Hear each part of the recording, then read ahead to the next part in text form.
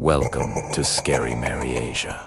The 10th labor, the cattle of Geryon, there are places where the world grows thin, where the sea swallows the horizon, and the sun burns the edge of the earth. It was to that place, the far western lands, that Hercules was sent for his 10th labor. Eurystheus' words rang cold and mocking.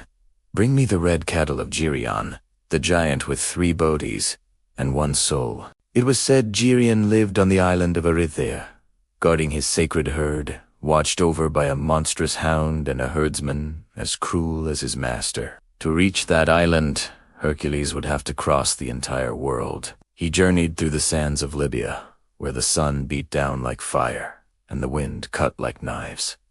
Days turned to weeks. He walked across barren plains, his shadow long and thin beneath the dying light. At last, in a moment of fury and exhaustion, he raised his bow to the heavens and cried out to the sun itself, "Hercules, O Helios, blazing lord of the sky, your fire scorches my flesh. Will you not grant me passage?"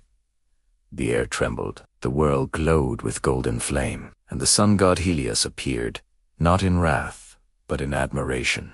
"Helios, mortal, son of Zeus, your courage reaches even my throne. Take these keep my golden cup that sails upon the sea, and cross the waters as I do each night."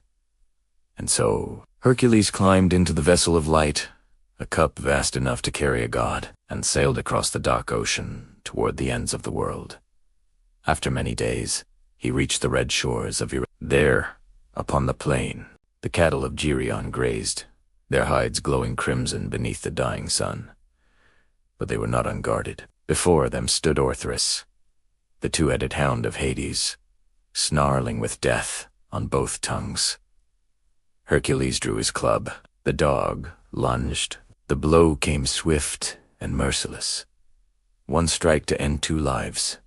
The ground fell silent. Then came Erytion, the herdsman, charging in rage. But he too fell beneath the hero's hand, and in the distance, the giant stirred. Geryon rose from his fortress, 3 heads, 3 bodies, each armed and crowned in iron.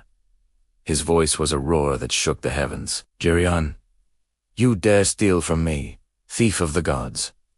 You face not 1, but 3. Hercules stood his ground, his bow drawn tight. The arrow flew straight and deadly, forged with the strength of Olympus itself. It pierced 1 heart, then another, then a 3rd, and the giant fell, his cries echoing across the island like the breaking of mountains. The earth was still once more.